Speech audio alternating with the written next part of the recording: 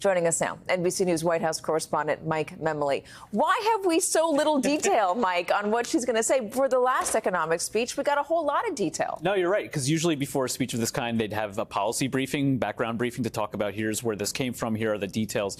We're not seeing that. And I think it's really interesting the way that the VP's team has gone about previewing the speech, was to say it's less about the specific details of what she's saying, but the values that inspire what she wants to talk about, right? This is about her not necessarily being wedded to any particular ideology. They're trying to use actually what we saw in our NBC poll this weekend is becoming an advantage for her, that she is the change candidate. She has taken a lead over Donald Trump on that score. They're also seeming to rely on this idea that the generic Democrat beats Donald Trump, that if you don't get too specific, people are going to like you. But I mean, I've heard from voters directly, undecided, genuinely undecided voters, who say that they want to hear from her a policy, a specific policy that they believe is going to help them. So I'm confused about why no specifics. Well, we shouldn't get ahead of the speech because maybe she will give us some more specifics in the address, and that they do want to frame it, though, as her being pragmatic, but also focused on manufacturing, a big issue in Western Pennsylvania. But the biggest thing, and we saw President Biden doing this before he dropped out of the race when he gave a big speech in Scranton, which is to talk about the backgrounds of these two candidates, right? Everything ultimately comes down to a choice. So she's going to talk about her middle-class upbringing, talking about putting before the voters the question of which side are you fighting for. She'll say that Donald Trump is fighting for billionaires and that she is inspired in her policy outlook by her upbringing, her mother's story, things like that. Okay, so she's supposed to talk at 3:15. She is generally unlike past presidents, on time. So we're going to keep our eyes on that. Mike, don't go anywhere. We're going to also bring in former chief spokesperson for Vice President Harris and co-host of MSNBC's The Weekend, Symone Sanders Townsend, national affairs correspondent for The Nation, John Nichols, former senior policy advisor at the White House, National Economic Council, and now Center for American Progress, senior director of economic policy, Brendan Duke. That is quite a title. Also with me is Democratic strategist and former chief of staff for Senator Fetterman, Adam Gentleson. You're killing me with that long list of notables, Mr. Duke. Let me ask you first. What does she need to say today to convince those that are still on the fence to go out and vote for her? I think what you said on the top is just right. She needs to communicate the values that she represents, that she is bringing to this policy debate. So she's talking about cutting taxes for 100 million Americans, continuing the startup boom we've seen under the Biden-Harris administration with a $50,000 deduction for startups, and then this new manufacturing idea. And I think the key thing is the contrast with Trump, where Trump is talking about manufacturing, but doing that with a sales tax on working families with these giant tariffs, whereas Vice President Harris is pitching raising taxes on the wealthy and corporations to pay for those investments, which is a hugely important contrast that I think she'll drive home. Symone, what do you think?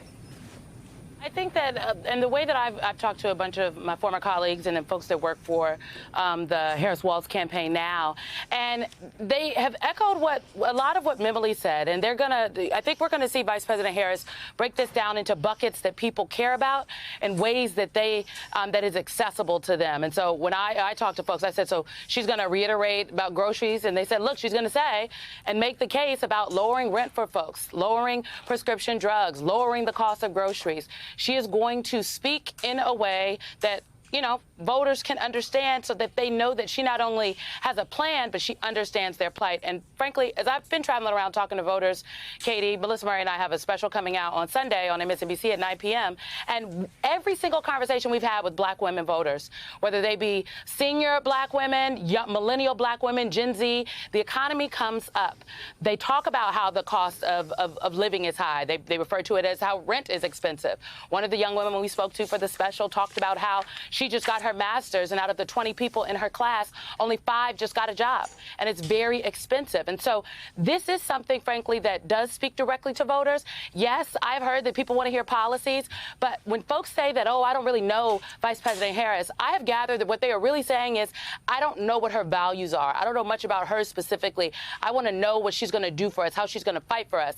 And a speech like this in the form that she's giving it could be just what the voters are looking for. What about Pennsylvania specifically, in Western Pennsylvania specifically, outside of Pittsburgh? Adam, you know the area well. You were chief of staff for John Fetterman, who spoke to those communities in a way that other people coming out of the state had not done so. Do they want to hear a life story and a message of, I know how to fight for you, or do they want to hear specifics? Not just a child tax credit, but like here's how I'm going to get she said housing costs, but, are there other things out there that she hasn't addressed? Not child tax credits, not housing costs, not grocery prices, that she can convince those in Western Pennsylvania to come out and vote for her?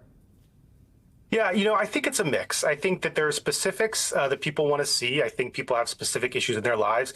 Housing costs are an issue in Western Pennsylvania, just like they're an issue in many parts of this country. Cost of food, cost of childcare. These are pretty universal problems, and they're big problems in Western Pennsylvania. The Harris-Walz campaign has been doing a really great job of spending a lot of time and paying a lot of attention to Western Pennsylvania. A big part of how Democrats win in Pennsylvania is not just to drive up turnout in Philadelphia and Pittsburgh, but also to keep Trump's margins down in rural areas like Erie County in Western Pennsylvania. So they're doing a good job of that. But I think, to Simone's point, I think that people are looking for values. Voters are a little bit funny sometimes. Every poll shows voters saying they hate negative advertising, but when you do negative ads, they actually work quite well. And I think there's a similar dynamic here where voters say they want specifics, but really what they want is to get to know her and get to know her thinking.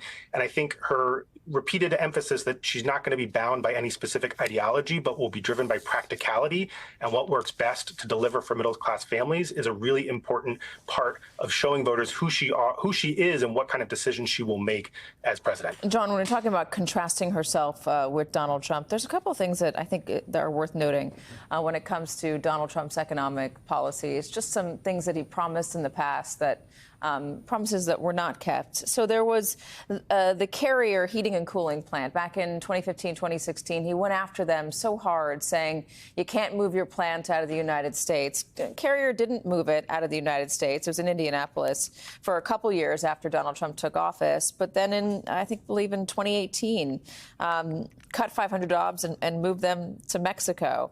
There was a $10 billion high-tech campus being built by Foxconn in your home state of Wisconsin. Back then, Trump called the project by the Taiwanese company the eighth wonder of the world.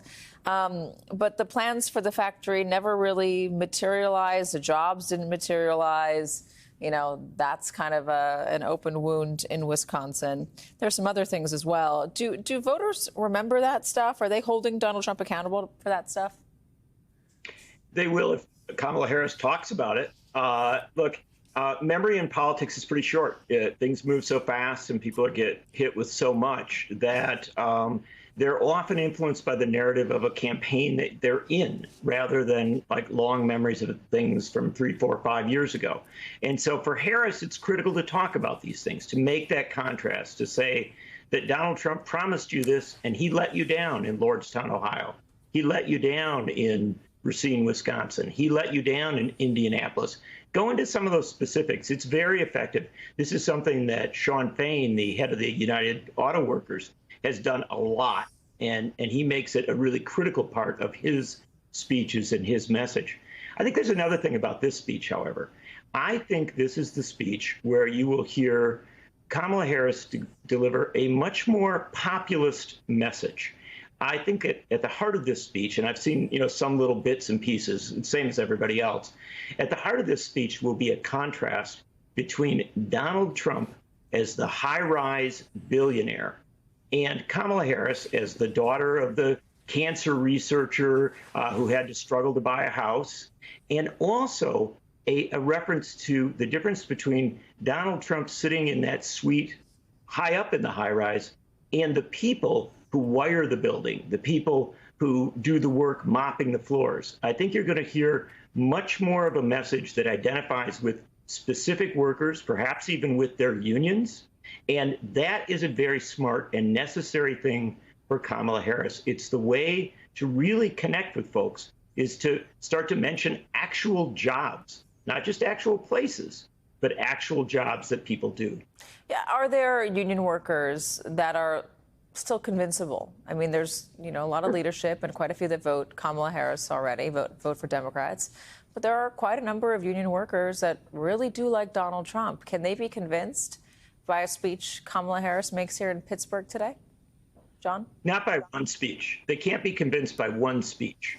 They can be convinced by many, many speeches delivered over a series of weeks. They can be convinced by advertising that backs that message up. And frankly, they can be convinced by the unions themselves. One of the most important things is internal education within a union, where the union, puts out paperwork, where local, presidents and treasurers work the floor of a manufacturing plant, come up to workers and say, hey, let's talk about this race. What are you concerned about? I can tell you a quick story of current Senator Sherrod Brown in Ohio. Sherrod Brown often goes to the lunchrooms of manufacturing plants, sits at the table with the workers, and lets the workers go around the table and tell them what they are upset about, often what they're upset with Democrats about. And then Brown starts to talk to them. He listens and then talks. That connection is how you move voters. And yes, you can absolutely move union members who may be leaning toward Trump toward a vote for Kamala Harris.